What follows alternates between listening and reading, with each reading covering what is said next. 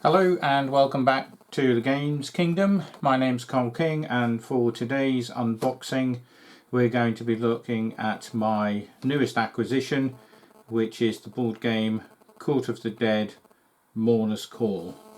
So I recently purchased this game after watching some playthroughs on YouTube. Thoroughly enjoyed it and realised that it was something that I'd missed out when it came to Kickstarter. I'd previously seen this on Kickstarter, but at the time had a few Kickstarters going through and didn't back this, and now obviously wish I had. Just recently bought this one from retail. So we're going to start with having a look at some of the miniatures that come with the game. They are nicely packaged in a nice solid sort of compartmented tray. There are half a dozen different sort of factions within the game. Each player has access to all of the miniatures and factions within the game, and you take certain actions, play certain cards onto and go onto the board, and you get these miniatures from the factions by playing those cards, and then you can put them out onto the board, which we'll be having a look at shortly. Those miniatures then will give you benefits at the end of each turn, depending on whether you sort of are in control of the locations on the board itself, and you then gain different sort of benefits from those in respect to the game winning sort of currency, which is called Unity. So as I say, these are the miniatures that everybody has access to. They are nice hard plastic, some nice details on them, whilst not being too sort of complex, and they can be painted, but I think maybe they're okay as they are. They might just need a little wash over with a colour potentially, but the actual sort of colour of them, and they are sort of depicted within the rule book as is, and I've watched the playthroughs, and as far as I can tell, nobody as yet has actually painted them. There are also 4 miniatures called rakers. These can come up depending on certain times of the game. You get cards at each beginning of each turn. If you get one of these cards, then they go out on the board, and if you defeat them you get added benefits. We've then got another box, another tray I should say, which again is quite substantial, and we've got there all of the remaining components of the game itself, and they are individual player boards, which are nice thick cardboard, and you've got 3 different tracks that you move a token along to have your influence sort of marked, and you spend this influence to buy figures or do certain things within the game. When you get those miniatures, they go into an area of your board called the crypt, and then you can pay to sort of get those miniatures, as well as getting them free with certain cards.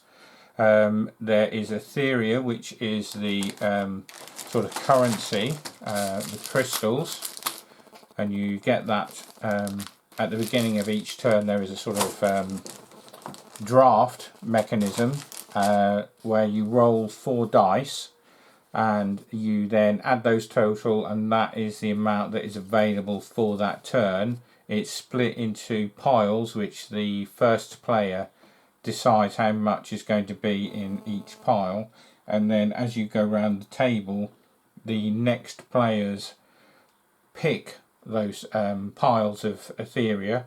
So you need to make sure that obviously they're not too heavily weighted in one pile, because obviously the first player is going to take the most of that, and you get the last pick each turn if you are the first player. The unity is where you put the sort of victory point tokens into here, and you gain those by doing certain actions and having control of certain areas and certain things as the game goes along. You can pick a faction that you are in the game, and there are 3 different factions within the game, and they are bone, flesh and spirit. So you do a sort of draft. You can choose each of one of these per game, and you simply then, when everybody is ready, you turn over your token and place it here, and everybody knows which faction you have picked. You could end up where every player in the game is all going for one particular faction. This is the rule book. It's quite nicely laid out. You get all of these components within the game, the different faction tokens that you obviously then put on your board in that space that I mentioned to denote which faction you are sort of allied with throughout the game. There are various different cards. There are tracker tokens which you use on your board for your influence. There is a set of tracker tokens that go out onto the board for various areas to be sort of tracked throughout the game. There are obviously the different guilds here, and you've got 2 different figures in each guild, and then you have different sort of special characters as such. You have the death figure, which is the first player marker. So if you're the first player, you keep hold of that, and at the end round, when you're doing the sort of cleanup phase and the areas on the board, that gives you the ability to break 1 tie on the board. That doesn't necessarily have to be a tie that your figures on a particular area are involved in. You could, if you wish, break a tie between 2 other players if one you feel is getting sort of too far ahead or has too much benefit of that turn.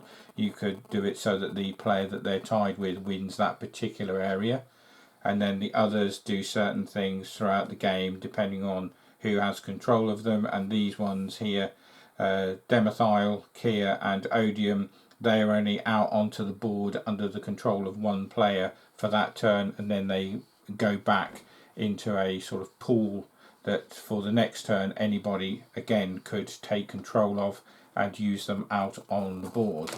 So we've got, obviously, as I said, a nicely laid out and easily sort of followable rule book. It sort of details areas of the board, what you can do, what you do in each round, what each area on the board does, how the different tracks work, if you don't meet quotas, if you don't pay certain sort of debts at the end of each turn, that the game sort of requires you to pay a tithe to sort of appease the god of the underworld. There are lots of nice sort of heavyweight cardboard tokens. Each person, depending on their colour, takes a set of ring bases, and every time you draw a figure or are allowed to take a figure into your crypt, you put one of those rings on there to donate that figure is yours, and that stays with you and stays on the board unless you or another player place cards to get those figures removed from the board. There are certain cards within the game. These are nicely donated with different sort of things on the back to show you what they are. These are the ulterior motive cards, so basically you pick what your motive is during the game, and if you get that ulterior motive at the end game, you score additional points. So that's a nice little touch. We've got things called the Wallows cards. These come out every turn, and you get to pick one of these for each turn randomly. but basically that's an objective that you can try and get each turn. And if you do, as soon as you do it, you don't have to wait till the end of the turn. As soon as you've met the conditions on the card, whatever that may be, then you get some benefit from the game to help you through the rest of the turn. There are 4 basic sort of D6 dice, which you use at the start of each round to work out how much Etheria is sort of available to split between everybody at the start of every round, as I explained earlier. And then these are your sort of figure cards which you can play and sort of get hold of, and they basically sort of give you a figure every time you get hold of one of these cards. It will give you a instruction, so you can gain 2 influence or 2 Etheria or some unity, depending on what the card tells you. Sometimes it says that you need to roll a dice and you either get or don't get a benefit, but in the bottom left hand corner of every card it will show you a figure, and that is the figure that you get. If any are still available, you take from the supply of figures and you put that into your crypt, as I said earlier, with one of your bases attached, and then you can pay for that figure to go out onto the board. The sort of main cards that you get drafted at every turn are the court cards, and each of these some of these go into your hand depending on how many players you get. 3, 4 or 5 cards dealt to you at the beginning of every turn. If you've got any left at the end of each turn, they all go back into a pool that they're shuffled and they get redealt out, so you don't sort of carry over any of the cards. And they also give you options, because you can either play the top or the bottom part of each card. You can't play both, but they will give you different things benefit wise, either out onto the board or back into your supply. You can also use these for sort of mucking about with your opponent's plans in the game, or what they're trying to do in that particular turn. So those are the components for Mourners Core, Court of the Dead. And here we have quite a lovely and substantial game board. It's 3 foot by 2 foot and has lots of areas within that you can place your figures onto to get different benefits throughout that particular turn. So as I said, you've got lots of different options to place figures. You've got areas for where your cards go. This track down the bottom is one for every different faction, and at the end of each turn during the cleanup phase, if your token is the furthest along here, then you get the benefit at the bottom. So you could get more Etheria, you get more influence, you take a particular token that means that you don't have to roll if there are ties out on the board to potentially lose figures. And then sometimes they will give you minuses, but those minuses will be minuses to the areas of the game that are harmful to all players at the cleanup phase, because there are 2 tracks. One is a Dreadscript threat track, and this is basically how many figures are in any particular area, and depending on where this track is, it will tell you 3, 2, 1 or 1, and that means that if any area on the board has had figures placed during the turn, if there are more than that number on that particular space, you roll a dice, and on a 1 or a 2 they are removed back from here on the board back into your crypt. At certain points it will mean that if you roll a 1, they are actually taken completely away from you and they go back into the main supply. The other board is the Celestial Suspicion track, And basically what that is, at the end of every turn you're bidding on a place called the Dearth Forge, and here when you're splitting out the Etheria at the beginning of the round, one of the piles goes into here, but at the end of the turn it will tell you how much tithe you need to spend to appease death. And if you put money into it, a bit like a bid, a blind bid, the one with the highest amount wins a benefit, but they also become the owner of the death figure and the first player for that turn. You put anything from 0 up to whatever you have available. If you put anything in at all, you will guarantee to get a unity back, which again, as I said earlier, is the victory point sort of currency.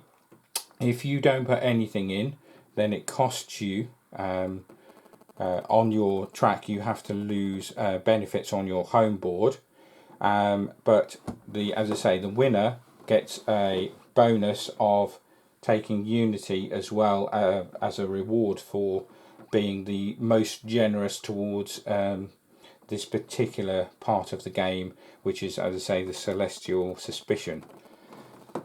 It's a very good game. I've played it solo. There are some solo fan rules that I downloaded off Board Game Geek, and it played very well. That's an added benefit because the game is not already geared up with a solo mode within the rules, which I thought was a shame. But as I said, I watched a few playthroughs on YouTube and also on various other things from the original Kickstarter, and the game looked very good, so I went ahead and bought it knowing that the solo rules were available, which I'd already pre-downloaded, and they do work very nicely. I'm very keen when all of the sort of virus and everything is back to some sort of normality, to get this to the table with my normal group of gaming friends, as I think they will really enjoy this. There's a lot of variability. You can play and move your figures around even when they're out on the board. You can pay one Etheria and you can move them around as you'll go. You can pass, and if everybody passes, that's the end of the turn. That's the only way the turn ends, if it comes around that everybody has passed. But if you pass and some other people have a go, you're not out of the round. You can then jump back in and do something else if it means that somebody has done something that's sort of going to affect where you are on the board. You could jump back in and play cards or move figures around. So it's quite good in that aspect. Normally, once you pass in a lot of games, that's it, you're done for the end of the round, and you think sometimes, wish I hadn't have passed. Well, in this game, you can jump back into play, and again, until everybody has passed all in a row and gone back to the first person to pass, the round just keeps going. So it's quite good in that. It's a nice mechanism, and it also worked quite well in the solo rules. So it's not a cheap game. I think it cost about £65. The actual retail price is about 90. I managed to get it from Zatu for 65 plus a little bit of postage. So absolute cracking game. Looking forward to getting to the table. This is Court of the Dead, Mourners Call, and we'll be back with another one later in the week. Bye.